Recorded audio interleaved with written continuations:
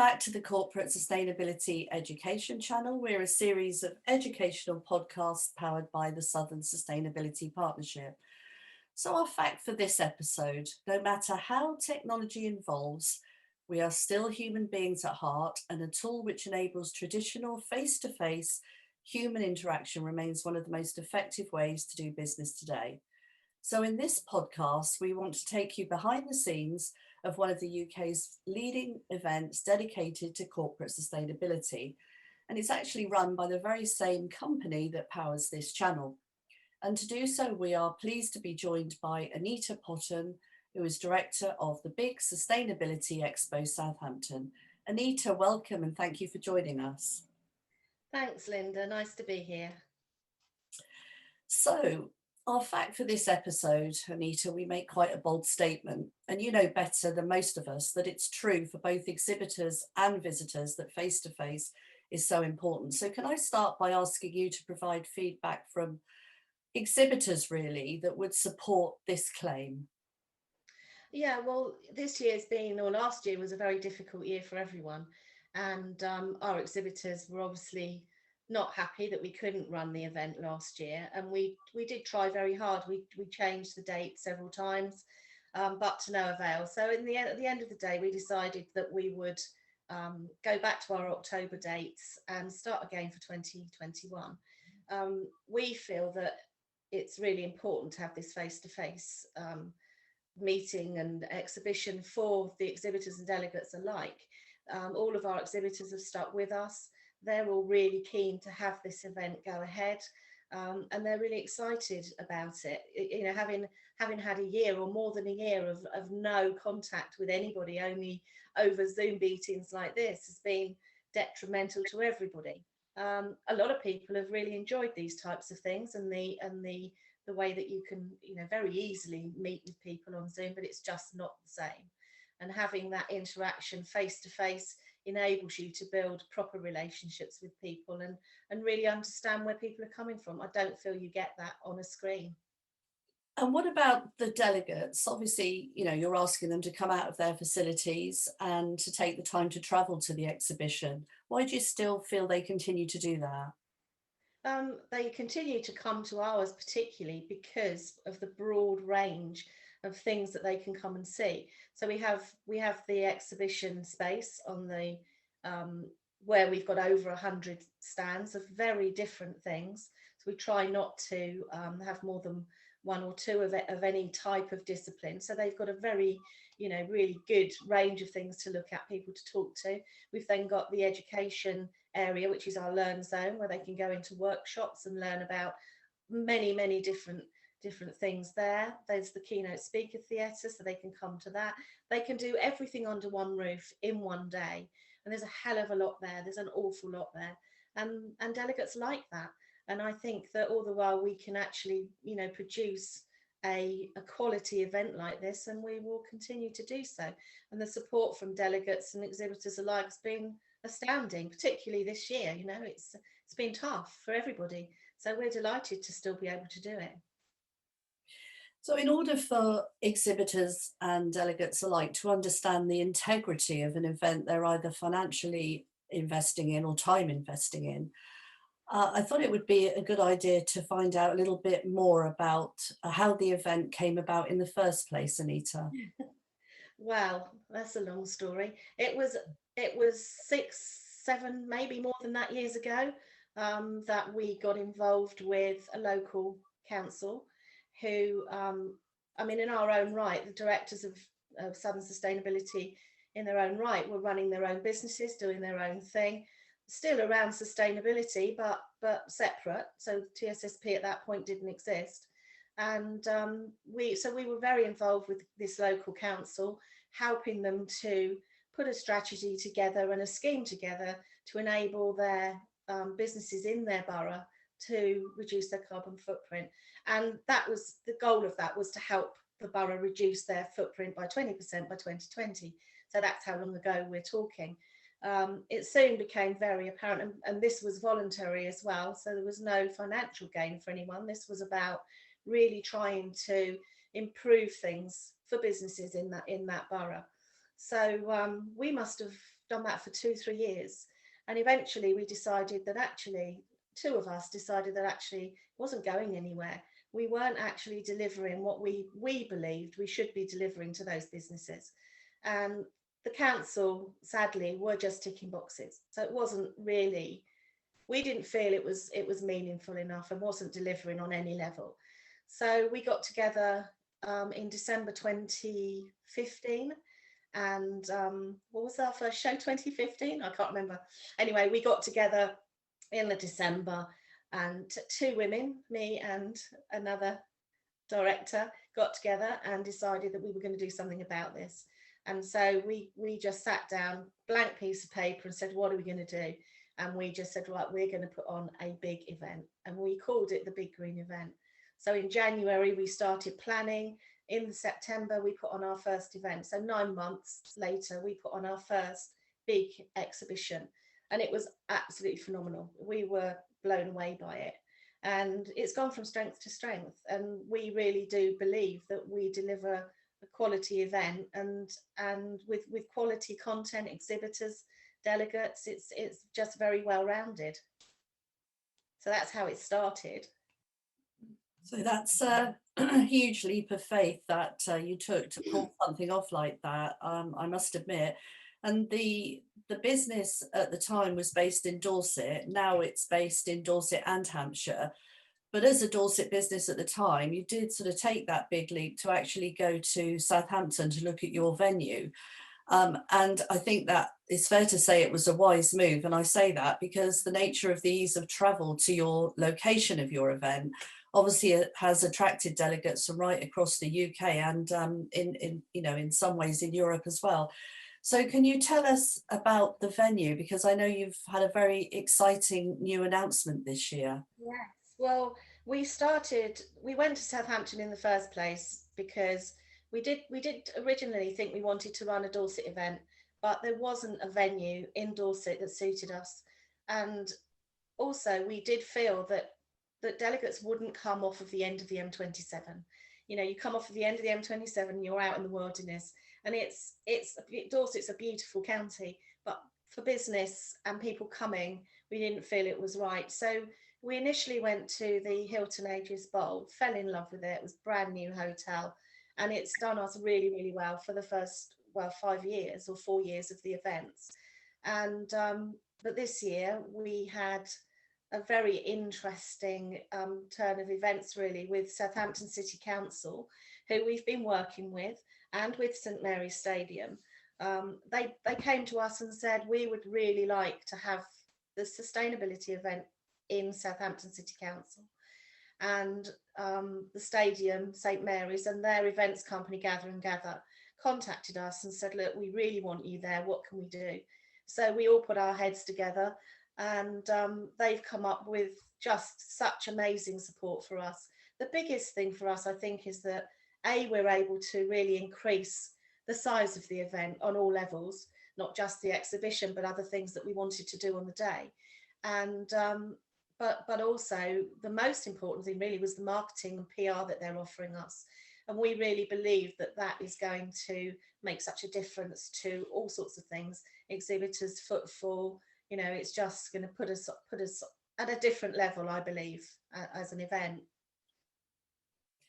Well, that sounds really exciting. And I know that from my own point of view, how well that has been received. So if delegates are travelling to the exhibition, obviously we've alluded to the fact that they don't just come from the Southampton area, they come from all over the country. What can they expect from the city of Southampton itself? Well, Southampton is a seaport. So it's got a lot of water frontage, lots of restaurants and nice hotels, theatres. I mean, it's a really big, vibrant city. Though it's what you would expect to see in any city really across the country. But it has got a big history of boating, yachting and that kind of thing. So the waterfront's quite a key area, I would say, for people visiting. And then you've got shops and everything else. So it's really, yes, it's just a big vibrant city on the waterfront. So yeah, good hotels, good restaurants, but hopefully we won't have people going to restaurants. We'll have them coming to our gala dinner in the evening instead. That's a very good point and a very good plug for the big sustainability awards there, Anita. Good for you. So, okay, let's dig a bit deeper into the event itself then, Anita, if we may. Can you give us, I know we're a few months away, the exhibition itself is at the end of October, but can you give us a rough idea at this stage how many exhibitors we can expect on the day, roughly, and the unique selling points of your company when it comes to compiling your exhibitor showcase each year? Yeah, well, this year, exhibitor wise, we're probably looking at about 120. Um, we've got lots of different areas in the show with different aspects that people can use. So there's going to be a whole area of tabletop stands where Green Tech South will be. So, you know, there's a lot of things that we're doing a bit differently this year to give people a different voice and something else to see, really. But in terms of the exhibition itself, there's a lot in there. There's a whole range of different solutions and services. We never try to have more than maybe one, two, three of the same kind of supplier in there, and even then, there's usually something that differentiates them. So they've usually got a USP, so that we don't, you know, we offer the delegates something there where they're not going to come and see 20 LED companies. They're going to come and see a whole range of everything that we can possibly offer them to do with sustainability and the green agenda. We like to support innovation and small businesses, so startups. So we always have an area for innovation and startup businesses where we can help to support them in their journey and first steps into exhibitions. And we've done that very successfully over the years. And we've seen businesses that have come to us as, you know, 2-3 week old businesses, and then the next thing we know, they're out there doing their thing because they've been to our show. So we're quite proud of being able to offer that. We always have an EV area, so there's a big electric vehicle transport area. But yeah, generally it's just a big exhibition of all sorts of different things.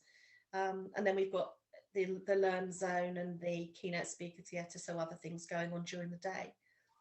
We go out to look for delegates that have job titles in sustainability. So they could, and directors and business owners. So we look for the right people to come. So we're not out there, you know, inviting anybody to come in, although we wouldn't turn people away, obviously, but we do try to gauge who our delegates are and bring the right people in for our exhibitors to talk to. The exhibitors always tell us, so, you know, they don't get tire kickers, they don't get people coming just to pick up brochures or freebies. You know, they really are serious people coming to look for solutions to problems. And you know, we've had exhibitors say to us, well, actually we sell into retail, we're not business to business. And our reply to that is, well, everybody buys, everybody's a buyer. You know, if you've got a home and you're interested in sustainability and that's part of your job, you're going to want to bring that home with you as well, and do as much as possible with recycling and other things that you can do. So for the exhibitors, it's actually getting those right people in front of them to have the right meaningful conversations, and for the delegates to go away knowing that they've probably started a really good relationship with a supplier that they're going to be able to work with in the future. So can we ask you then if you could just give us a couple of highlights from the 2021 exhibitor showcase? Well, we've got, we're going to be working with Southampton City Council and Green Tech South.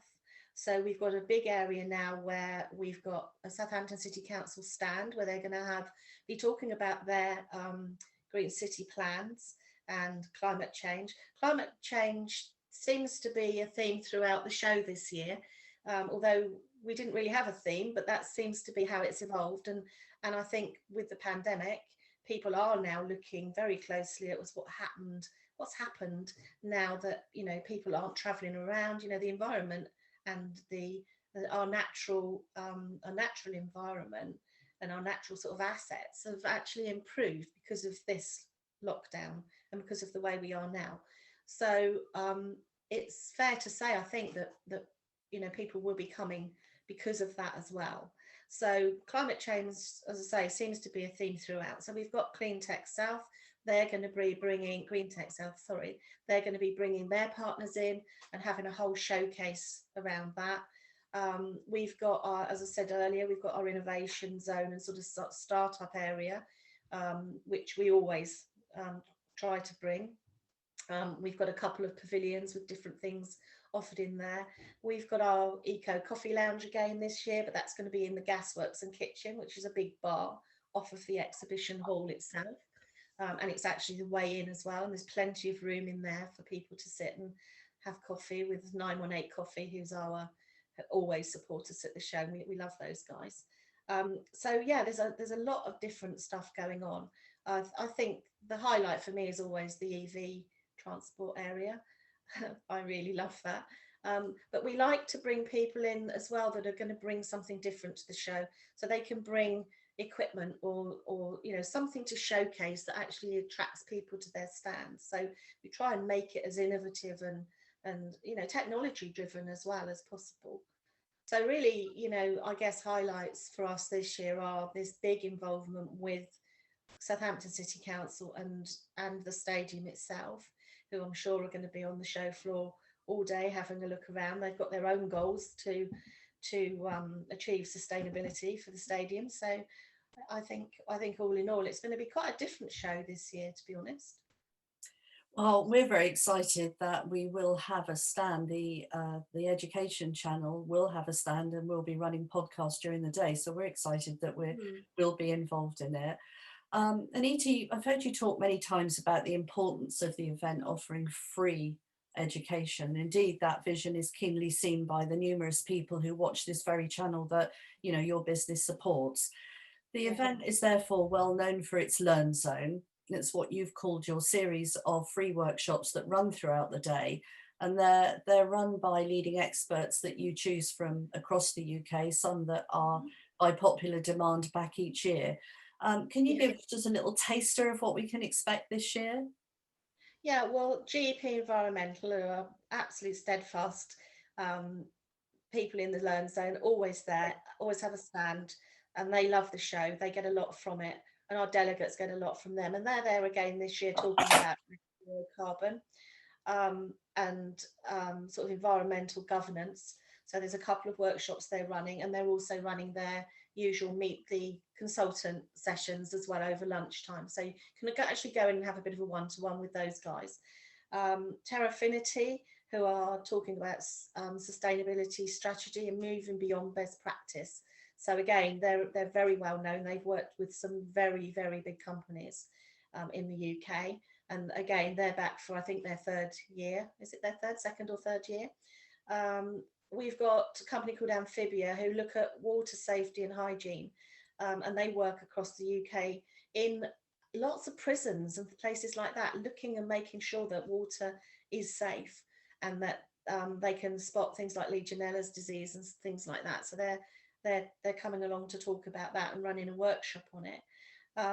Those are the three key ones we've got at the moment. We're still building those workshops, and we have got space for things in there. So if people do want to contact us, we have got more space, and we've got some other, we're waiting on a couple of as well that are coming in. I think Green Tech South are going to have a session in one of them as well, and possibly Eastleigh Borough Council. So a couple of things coming up that we haven't confirmed yet. So that's what's happening in the Learn Zone at the moment. Well, thank you. That was a good insight. And when you talk about water safety and hygiene, I mean, I know with businesses being closed so much or reduced people, this has been a really hot topic. So I think it's great that is being covered by such a leading expert in the country. Getting in front of keynote speakers is a reason why so many people travel to events like this. And I know this has always been an exciting part of the exhibition, and you've had some really big names that have been involved in the keynote speaker theatre that you host each year. Can you tell us, I know it's early again in your negotiations with your keynote speakers, but can you give us a snippet of who we might expect this year? Yeah, Martin Baxter, of course, from IEMA. Every year, Martin has supported us, and IEMA are really supportive of what we do. They promote the show, and their members love to come. So we get a lot of IEMA members that come along. So Martin will be there as usual. We've got a new company called Lasso Loop Recycling, who look at sort of how the future of recycling and waste management can actually encourage the circular economy. So they're talking about waste, circular economy, and how that sort of binds together. So that's something new this year with those people. We've not had them before, but they certainly looks like a really good one. We've got Tony Willison, who's Director of Environment and Corporate Affairs for Southern Water, and he's going to be talking about the climate change effect on supply and demand of water, which is a really big thing. So again, this climate change theme, pushing through. We've got we're waiting on some others. I mean, we've got room for probably 11 or 12 keynote speakers, so we've got more to come. But those are the three main ones at the moment. I remember you telling me one year that you had a few people that just literally sat in one after the other. They didn't move. They didn't go and see what else was out there. They hung on every word in your keynote theatre Absolutely. sessions. Yeah, it was amazing. There was one particular girl sat there all day. She didn't move. I don't think she even left for a cup of coffee. But that's great.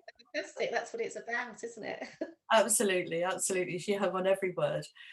Um, Anita, putting on an event like this is a huge endeavour, of course. And when it comes to the environment, it's something that we should all get behind. It shouldn't just be about you as organisers. Other organisations, should be supporting and helping you to put this on. And I know that's why you were approached by a company this year to be your headline sponsor. In actual fact, a carbon and energy management company who are very passionate about reducing the carbon impact of businesses, and that's why they wanted to support the work that you're doing. Can you tell us a bit about your headline sponsor this year? Yeah, it was an interesting one. They approached us and just asked what opportunities there were for sponsorship. And we get asked that a lot. So, there are a lot of people that come to us and want to understand what sponsorship actually looks like. And yeah, they're talking about an app that they've developed to enable people to monitor their carbon footprint and look at how they actually use energy and carbon in their workplace. So this application actually monitors all of that and then enables them to look at where they can make changes and where they can reduce their carbon footprint, which is fantastic. We hadn't had anything like that before. We then discovered that they're actually only about a year old. So for a company like AIMA IoT to come to us at that stage in their business development and want to sponsor was quite an outstanding thing, really. They've come on board. I mean, they're involved in everything we're doing now. We speak to them all the time. I know they've been on the channel and probably will be again before the show. But yeah, we're really delighted to have them on board, and particularly, and I keep saying it, but particularly a company as young as that to actually make that investment and offer that kind of support to our exhibition. So yeah, we're absolutely thrilled to have them on board. I guess really we're in crazy times. So I guess we really need to cover the fact that, you've got challenges to put this exhibition on this year that you wouldn't normally have. But I know that we've discussed this, and this is something that's, there's a lot of effort been put towards a COVID safe environment for everyone that's coming to the show, both from the venue and from yourselves as organisers. So you feel, happy that everything's in place that needs to be. Yeah, I think one of the things with the stadium is that obviously, they are used to dealing with lots of people, many more thousands of people than we would ever have at our show.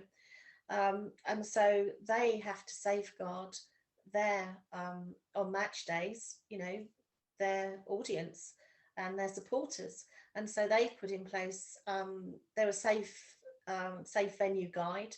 they've got track and trace, their own track and trace, their own temperature controls. So everything that happens at the stadium is tracked and traced. No one can go in without being tracked and traced. And they've got their own application that will do that. And that's what we'll use on the day. So they'll be offering that to us for our delegates. So anybody coming through will go onto their track and trace system so that we know who they are. It might be, and we haven't decided yet, because as things move forward and things may change again, we don't know in this environment. It might be that we ask people to bring their card to say they've had their jab, so that we know that they're safe. But that we haven't gone that far yet. We don't know whether we will need to do that. But what we are safe in knowing is that the stadium have got this covered. And for us, that is a huge thing. So we don't necessarily need to worry too much, because they're offering us the venue and they're managing that as part of what they're delivering to us.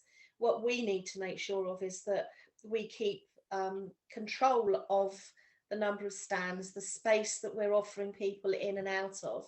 And if we have to look at numbers on the day and let certain people in at certain times, then we'll do that. But I think it's too early to tell at this stage what exactly we are going to need to have in place.